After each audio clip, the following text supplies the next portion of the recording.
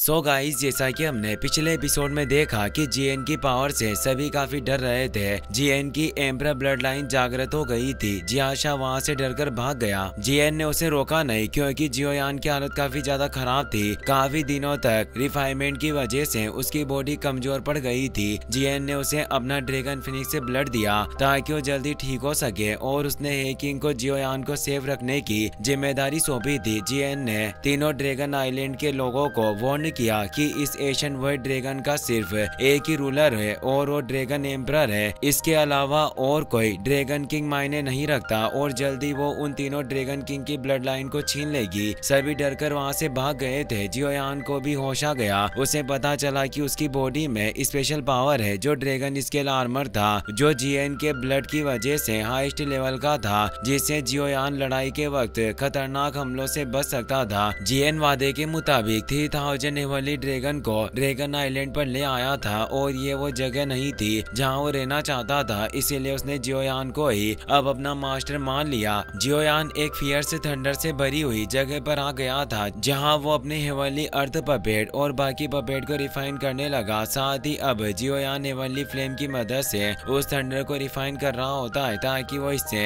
अपनी पावर को बढ़ा पाए। जियोयान की हेवनली फ्लेम ने एक जायंट लोटस रूप ले लिया जिससे वो बड़ी मात्रा में थंडर को एजो कर रहा होता है। साथ ही सारी पपेट भी एवोल्व हो रही थी। हेवनली अर्थ पपेट के क्रैक से भी हील होने लगे थे। जियोयान तेजी से रिफाइन की हुई थंडर एनर्जी को अवशोषित करने लगा। आधे महीने के बाद का सीन दिखाया जाता है। जियोयान लगातार अपनी रिफाइनमेंट को जारी रखता है। अब काफी ज्यादा एनर्जी उसकी बॉडी में स्टोर हो चुकी थी जिससे उसकी हेवनली फ्लेम से एक तेज टोर्नेडो क्रिएट हो गया। जियोयान को भी इस एनर्जी को संभालने में काफी प्रॉब्लम हो रही होती है जिससे उसके माथे से पसीना बहने लगा, पर वो भी थंडर की वजह से नष्ट हो रहा होता है। इससे अंदाजा लगाया जा सकता है कि बिना हेवनली फ्लेम के इस थंडर को काबू करना नामुमकिन है। जियोयान ने अब सारी एनर्जी को अवशोषित कर लिया और उसकी बॉडी पर तेज लाइटनिंग गिरने के साथ ही वो 5 स्टार फाइट वेनरेट में प्रमोट हो गया और उसके आंखों के साथ ही वो एक क्रैक दिखाई देते हैं। जियोयान चैन की सांस लेता है कि काफी दिनों की मेहनत के बाद में 5 स्टार फाइट वेनरेट में प्रमोट हो पाया। अगर अब वापस मेरी उस 9th तियानजुन से मुलाकात हुई तो मैं अपने हेवन डीमन पपेट के साथ मिलकर उसे पूरी तरीके से खत्म करने में सक्षम हो सकता हूँ। तभी उसकी नजर अपनी दूसरी पपेट पर जाती है जो भी अब फाइट वेनरेट क्लास की पपेट में रिफाइन हो चुकी थी और हेवनली अर्थ पपेट भी पूरी तरीके से रिपेयर्ड हो गई थी। वास्तव में इस जगह पर आने से मुझे दोहरे लाभ मिले हैं जिससे वो खुश हुआ कि आज का दिन उसके लिए वाकई काफी अच्छा था। पर तभी उसे तालाब के नीचे से तेज एनर्जी फ्लक्चुएशन महसूस होते हैं पर कोई भी बाहर नहीं आ रहा होता जिससे उसे लगता है कि क्या ये सिर्फ मेरा भ्रम हो सकता है। अब वो वहां से निकलने वाला था इसीलिए वो सभी पपेट को वापस अपने पास रख लेता है, लेकिन तभी उस तालाब में से एक ओल्ड मैन बाहर आता है जो घायल हालत में था और उसकी पावर हाफ फाइट संत रियल्म के आसपास थी। उसके पीछे थंडरबोल्ट क्रिएचर्स पड़े होते हैं जो काफी रेयर क्रिएचर होते हैं जो पूरे कॉन्टिनेंट में कुछ ही एरिया में दिखाई देते हैं क्योंकि हजारों सालों की लाइटनिंग से बॉर्न होते हैं और ये अभी एशियन वर्ल्ड ड्रैगन ट्राइब के बाहरी इलाके में होने से काफी पावरफुल थे जिनसे वो ओल्ड मैन बचकर भाग रहा होता है। जियोयान समझ जाता है कि वो इन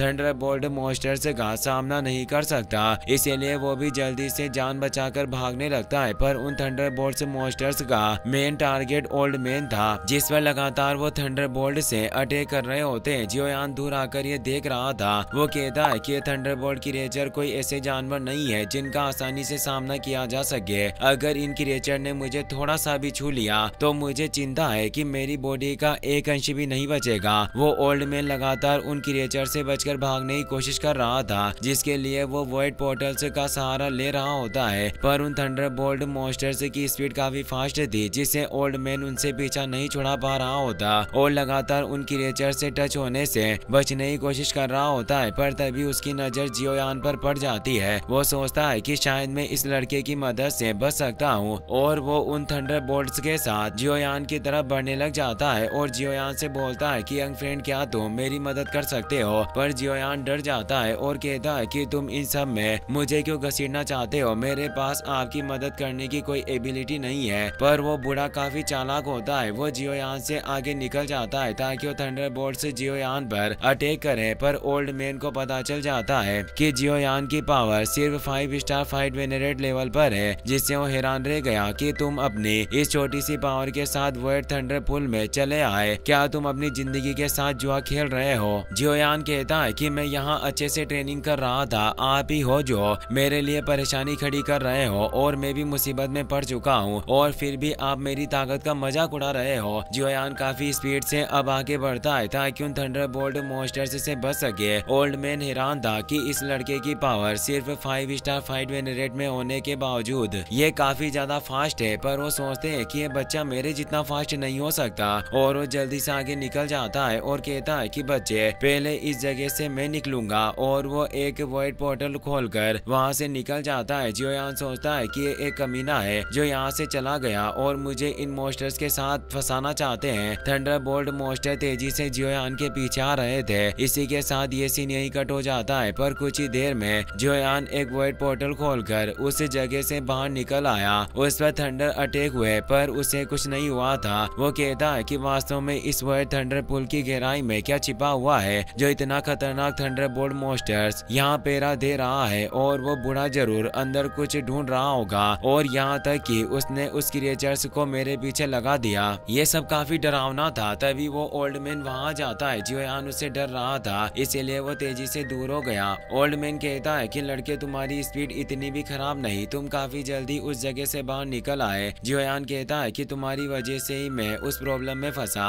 और आप ही मेरे पास उन थंडरबोल्ट मॉन्स्टर को लाए थे। मुझे आपका चरित्र बिल्कुल भी अच्छा नहीं लग रहा। ओल्ड मैन बताता है कि मैंने कभी ऐसे व्यक्ति की उम्मीद नहीं की थी जो इतनी कम पावर से इस वाइट थंडर पुल में आने की हिम्मत रखता हो, इसीलिए मुझे माफ करना कि मेरी वजह से तुम संकट में पड़े। जियोयान को समझ नहीं आता कि आखिर ये कैसे ढीले कैरेक्टर का सन की बुड्ढा है जो हर पल बदल रहा है, पर इस ओल्ड मैन की ताकत कम से कम मेरे मास्टर के लेवल के आसपास होनी चाहिए, इसीलिए मैं इससे उलझ नहीं सकता। मुझे इससे अभी के लिए दूर रहना होगा। और वहाँ से निकल जाता है, पर ओल्ड मैन उसे जाने नहीं देना चाहता। वो जल्दी से जियोयान के पास आ जाता है और कहता है कि लड़के इस थंडर पुल में रहने वाले क्रिएचर्स काफी अजीब हैं और वो इस थंडर पावर से ही कंडेंस होकर बने हैं, इसीलिए उन्हें डायरेक्ट एजो करके ग्रेट नरिशमेंट प्राप्त की जा सकती है। मैं देख रहा हूँ कि तुम्हारी स्पीड काफी अच्छी है, इसीलिए हम एक साथ शामिल क्यों नहीं हो जाते ताकि हम साथ मिलकर काम करें और उन बिस्ट का मुकाबला कर पाए। जियोयान मुस्कुराते हुए कहता है कि वो क्रिएचर ब्लैक थंडर से बने हुए थे और उनका एक सिंगल झटका भी मुझे राख में बदल सकता है। मुझे नहीं लगता कि मैं आपके साथ काम कर सकता हूँ। वह मनी मन सोच रहा था कि ये सन की बुड्ढा बिल्कुल भी विश्वास करने के लायक नहीं। अगर मैंने इसके साथ काम किया तो ये निश्चित रूप से मुझे मुसीबत में डाल देगा और मेरे लिए आपदा लेकर आएगा। बुढ़ा आदमी निराश हुआ कहता है कि तुम तो डरपोक निकले। वास्तव में आजकल के युवा लोगों में बिल्कुल भी साहस नहीं बचा। जियोयान उनकी बात को स्वीकार करता है और कहता है कि वास्तव में आप काफी बुद्धिमान हो जो मुझे समझ पाए। सन की बुड्ढे को लग रहा था कि जियोयान भड़क जाएगा, पर वो पहले से ही काफी चालाक होने से उसके जासे में नहीं आता। ओल्ड मैन कहता है कि तुम मुझे तो जानते ही होंगे, मेरा सरनेम मांग है और तुमने मेरी रेपुटेशन के बारे में तो सुना होगा। जियोयान ने आज तक मांग फैमिली के बारे में नहीं सुना, इसीलिए वो बोलता है कि मैं आपके बारे में नहीं जानता। तो वो और ज्यादा निराश हो जाते हैं और कहते हैं कि वाकई तुम एक मूर्ख लड़के हो, इसीलिए अब तुम इस जगह से जा सकते हो और मैं भी यहाँ से निकल रहा हूँ। लड़के तुम्हारी पावर इतनी खराब भी नहीं है, लेकिन अगर तुम मेरे पीछे नहीं आना चाहते तो तुम्हें कड़ी मेहनत करनी होगी। और वहाँ से चले जाते हैं। तभी वहाँ हे किंग भी आ जाते हैं जो कहते हैं कि यंग फ्रेंड, अभी हाल ही में मैंने एक पावरफुल एनर्जी टर्ब्यूलेंट को फील किया, तुम ठीक तो हो ना? मुझे काफी फिक्र हो रही थी। जियोयान कहता है कि वो सिर्फ एक छोटा सा एक्सीडेंट था और कुछ नहीं। हे किंग, आपको चिंता करने की कोई जरूरत नहीं। वो कहते हैं कि मैं तो डर ही गया था क्योंकि ड्रैगन एम्परर जीएन ने आपको सेफ रखने की जिम्मेदारी मुझे सौंपी थी। अगर आपको कुछ हो जाता